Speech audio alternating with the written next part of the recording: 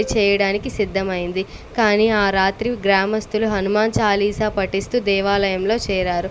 అప్పుడే హనుమంతుడి విగ్రహం నుంచి వెలువడిన ఆకాశ గర్జన గ్రామాన్ని కదిలించింది. రాక్షసి హనుమంతుడి రూపాన్ని చూసి భయంతో వెనక్కి తగ్గింది.